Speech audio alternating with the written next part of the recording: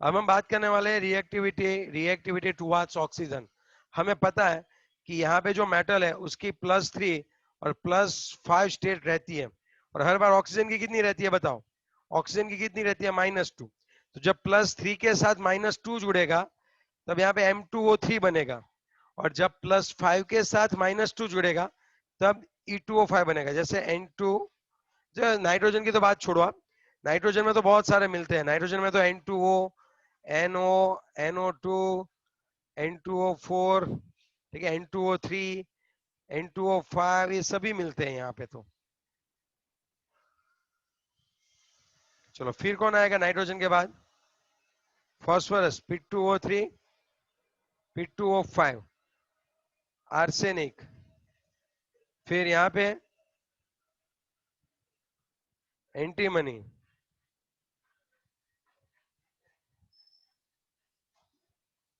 Bismuth.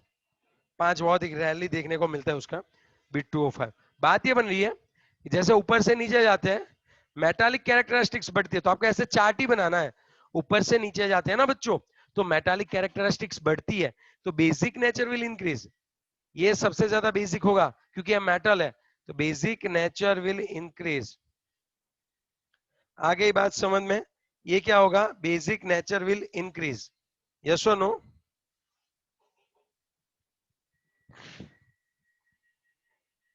ये वो यहाँ ऊपर थी नीचे जाइए तो, ऊपर से नीचे जाए तो बेसिक नेचर विल इंक्रीज।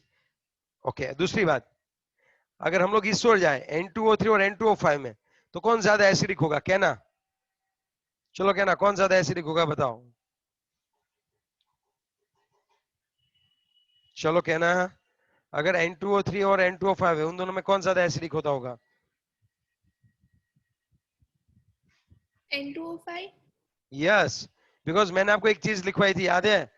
क्या चीज लिखवाई थी? As the number oxidation number will increase, जैसे जैसे ऑक्सीडेशन नंबर इंक्रीज होगा वैसे वैसे एसिडिक प्रॉपर्टी भी इंक्रीज होगी। हाँ या ना?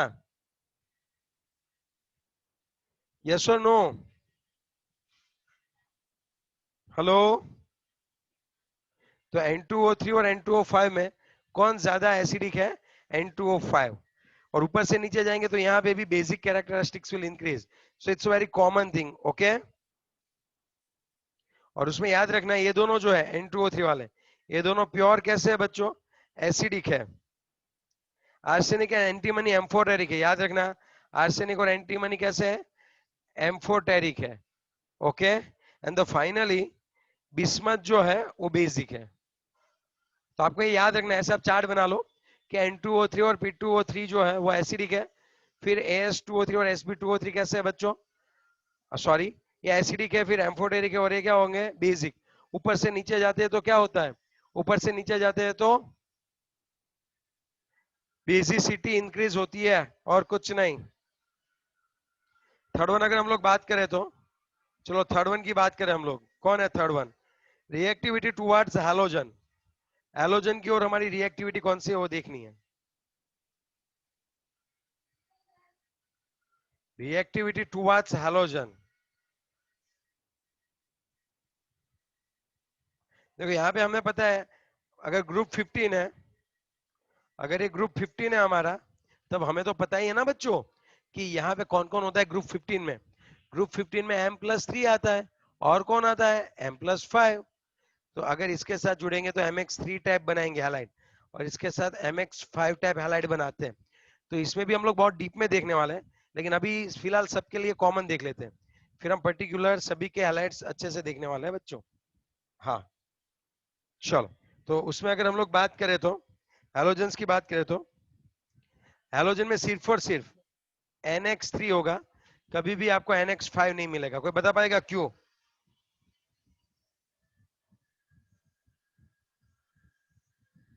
बताओ। क्योंकि उनके पास, हाँ मैं भूल गया, मैंने आपको म्यूट की रखा है, ठीक है, क्योंकि उनके पास डी ऑर्बिटल जो है वो नहीं होती है ना, डी ऑर्बिटल नहीं होती है बच्चों। आ रही बड़ी बात समझ में? यहाँ पे कौन नहीं होता है बच्चों? D orbitals are absent, d orbitals are absent. तो NX3, और हाँ NH3 में भी एक ही मिलता है अच्छे से, NF3, बाकी सबका तो झमेला है, बाकी सब तो अनस्टेबल है। NF3 फिर फॉस्फोरस, PX3 PX5 मिलता है, आर्सेनिक, फिर एंटीमनी एंड बिस्मथ। बिस्मथ में भी एक ही मिलता है अगर आपको पता हो तो। देखो ऊपर से नीचे जाऊंगा ना तो यहाँ पे मेटालिक प्रॉपर्टी बढ़ती जाएगी, तो ये आयोनिक कैरेक्टर बढ़ता जाएगा।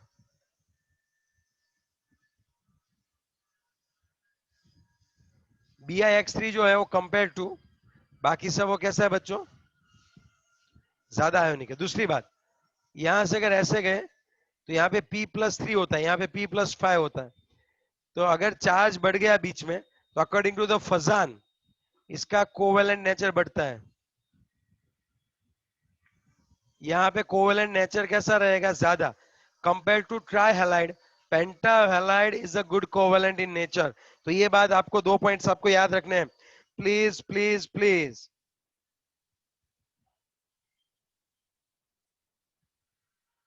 लिखो चलो।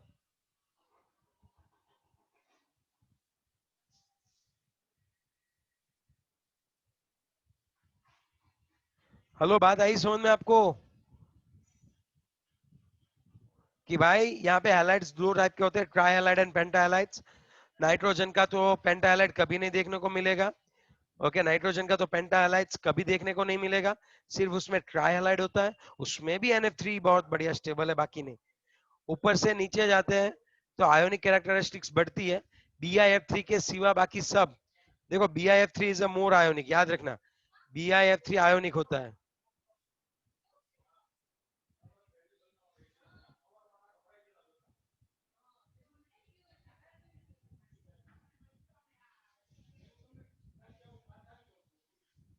Okay, is it clear?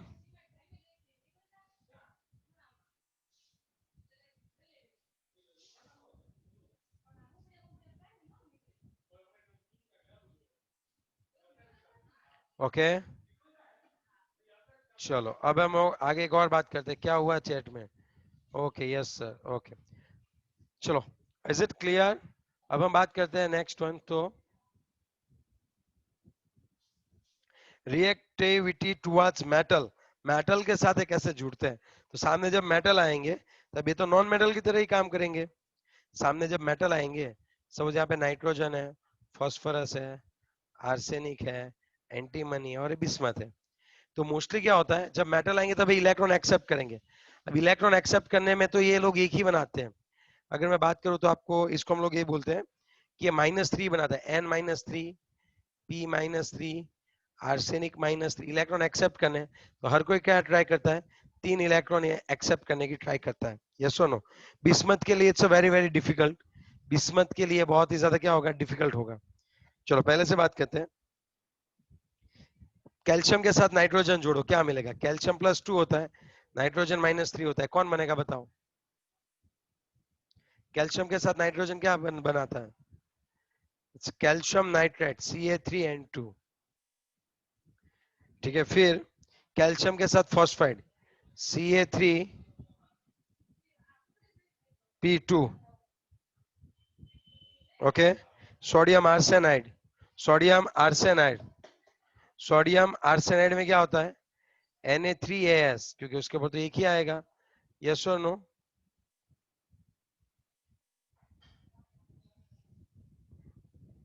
Okay, उसके बाद क्या आएगा बताओ, next one,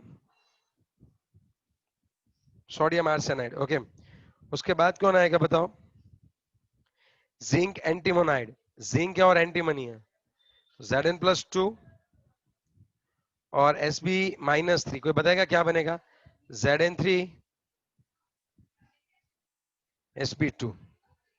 and magnesium, magnesium के साथ बिस्मथ, Mg3Bi2। इन शॉर्ट कहने का ये है कि जब ये मेटल के साथ जुड़ते हैं तो 3 इलेक्ट्रॉन लेके खुद ये जो है वो एनायन में कन्वर्ट हो जाते हैं, -3 उसकी ऑक्सीडेशन स्टेट होती है। नाइट्रोजन की -3 जो है और बहुत ही कैसी रहती है भाई, ज्यादा स्टेबल जैसी रहती है। बाकी बिस्मत की -3 स्टेबल नहीं है। तो ये सभी जो है वो हमने क्या देखा, अच्छे से बताओ। अच्छे से हमने सभी की रिएक्टिविटी देखी। पहले हाइड्रोजन के साथ देखा, फिर ऑक्सीजन के साथ देखा, फिर हेलोजन के साथ देखा, एंड फिर मेटल के साथ देखा। ओके, ये सभी हमने क्या देखी बच्चों, अच्छे से प्रॉपर्टी देखी। अब हम एग्जांपल देख लेते हैं। पहला एग्जांपल जो कि हमने ऑलरेडी कवर कर रखा है, do nitrogen exhibit +5 state, it doesn't form pentahalide. Nitrogen +5 दिखाई देता है ऑक्सीजन के साथ, ऑक्सीजन के साथ N2O5 बना देता है। तो फिर ये पी नाइट्रोजन कभी भी पेंटाहालाइड क्यों नहीं बनाता भाई? चलो चैट में आंसर लिख के दो, जल्दी से लिखो चैट में। चलो मैं देख रहा हूं कौन सबसे पहला आंसर देता है चैट में। लेट मी सी, देख ही रहा हूं मैं कौन दे रहा है आंसर। क्वेश्चन तो पहले समझ ले वापिस, कि नाइट्रोजन +5 एग्जिस्ट करता है, फिर भी वो पेंटाहालाइड नहीं बनाता। चलो आंसर दो, क्यों नहीं बनाता। ओके, सबसे पहले कैना ने आंसर दे दिया, कोस D orbital is absent. Very good, वहां पे डी ऑर्बिटल क्या होती है भाई, एब्सेंट होती है। फिर पेरी ने आंसर दिया, हाली, Tanvi, Hitanshu, Hasti, very good, all are doing good. Okay, चलो आपको मत देना भाई, आप समझ में आ गई के बाद मेरा आंसर दे दिया। बात यह है कि यहाँ पे कभी भी डी ऑर्बिटल नहीं होती, यहाँ पे सिर्फ और सिर्फ पी ऑर्बिटल होती है, और ये मैक्सिमम 4 ही बॉन्ड बना पाता है, दैट्स व्हाई। Next one. अब चलो नेक्स्ट एग्जाम्पल, तो ऐसे ही होता है, मजा आता है इसमें। नेक्स्ट एग्जाम्पल है, PH3 has lower boiling point then NH3Y। चलो चलो कौन आंसर देता है पहले देखता हूं चैट में। सबसे पहले आंसर दे रहा है निधि ने, आंसर दिया H बॉन्ड। वाह निधि, खुश हो गया मैं निधि तेरा आंसर देख के बेटी। तन्वी ने दिया हाइड्रोजन बॉन्ड आंसर। फिर अब मत देना कोई आंसर, अब पता चल गया है। चलो okay, so due to hydrogen bond, that's what. चलो इन टेक्स्ट क्वेश्चन, अब देखता हूं कौन आंसर देता है फास्ट। पहले क्वेश्चन समझाने देना, पहले आंसर मत देना देख देख के। Why are pentahalides more covalent than trihalides? बहुत ही इसका एक्सप्लेनेशन तो बढ़िया है। अब आपके पास दो ट्राइहलाइड है, पेंटाहालाइड्स है, EX3 है और EX5 है। तो EX5 is a more covalent, बताओ क्यों?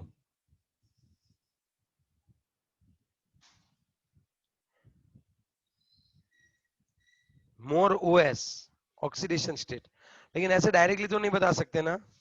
फजान्स रूल, यस वो हम बोल सकते हैं, due to increase in oxidation state. Yes, अब देखो E+3 होता है और E+5 होता है, तो इस E+5 साइज में कैसा होता है, स्मॉल।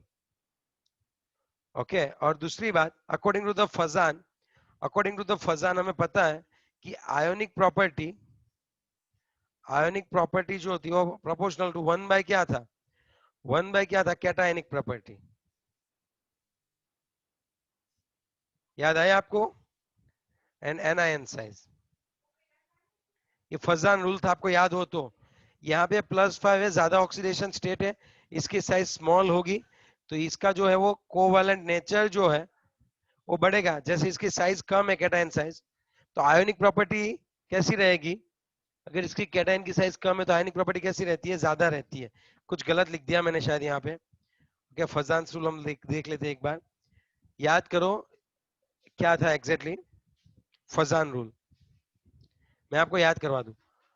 अगर यहाँ पे NaCl है एंड KCl है, तो मुझे याद है मोर आयोनिक था और ये लेस आयोनिक था, क्योंकि एक K जो है वो इजीली इलेक्ट्रॉन देता है। तो आयोनिक कैरेक्टर, आयोनिक प्रॉपर्टी जो रहती है वो हम क्या लिख सकते हैं, is proportional to the size of cation. अगर कैटायन की साइज बड़ी हुई तो आयोनिक प्रॉपर्टी बढ़ेगी, और 1 बाय एनायन, यस ये था। तो अगर कैटायन की साइज छोटी हो रही है तो आयोनिक प्रॉपर्टी छोटी है, कोवेलेंट प्रॉपर्टी बढ़ती है। इसके अकॉर्डिंग टू बात करें तो जब कौन कॉमन हो, जब कौन कॉमन हो बच्चों, आपका एनायन कॉमन हो तब, ठीक है, दैट्स ऑल। अगर ऐसा है NaCl NaF है एंड NaCl है, तो इसकी साइज छोटी है, इलेक्ट्रॉन तुरंत खींचेगा, तो इसकी आयोनिक प्रॉपर्टी बढ़ेगी। याद आ रहा है आपको, ऐसा मैंने आपको सिखाया था, रट्टा नहीं मानना है, क्योंकि आप इसमें तो सब में कंफ्यूज हो जाओगे, लेकिन जो दिमाग से याद रखोगे वो कभी भी आप कंफ्यूज नहीं होंगे। देखो सोडियम तो दोनों सोडियम सेम ही इलेक्ट्रॉन देने वाले। फ्लोरीन क्या करने वाला है वो बताओ।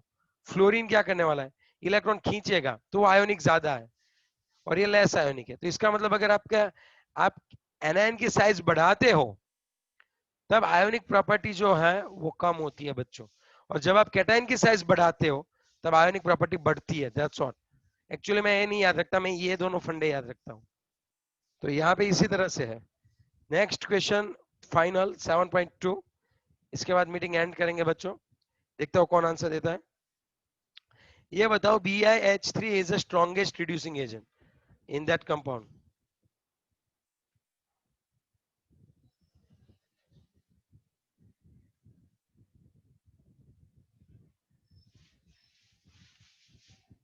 Because it's a list table. Very good, ये लिस्ट टेबल है बच्चों। बच्चों सबको आंसर देना है। ये जो है बाकी सब बैठे रहते हैं यार, आई डोंट लाइक दैट। ये लिस्ट टेबल है क्योंकि BiH3 में Bi बहुत बड़ा होता है और बेचारे हाइड्रोजन छोटे छोटे यहाँ पे जुड़े होते हैं। ये बॉन्ड जो है वो इजीली ब्रेक डाउन हो जाता है। ओके, और ये बॉन्ड अगर इजीली ब्रेक डाउन हो जाएगा so we can just get easily hydrogen. Okay, weak bond strength. Yes Perry, you are right. Okay, चलो Prince Mayani, very good. Atomic size increases, very good. तो आपको पूरा लिखना पड़ेगा कि एटॉमिक साइज बढ़ रही है, बॉन्ड लेंथ बढ़ेगी। बॉन्ड लेंथ अगर बढ़ गई तो बॉन्ड वीक बन गया और इजीली एच छोड़ देगा। हाँ, कहना H will be remove easily, but why, tell me why. तो आपको प्रॉपर लिखना है कि ऊपर से नीचे जाओगे साइज, बॉन्ड की साइज बढ़ती जाएगी क्योंकि एटम की साइज बढ़ती जा रही है। समझ रहे हो बात, ये सब आपको अच्छे से लिखना है। चलो, now is it clear, yes और नो? ओके, चलो अब हम आगे बढ़ते हैं। चलो बस यहाँ तक रखते हैं आज का पॉइंट।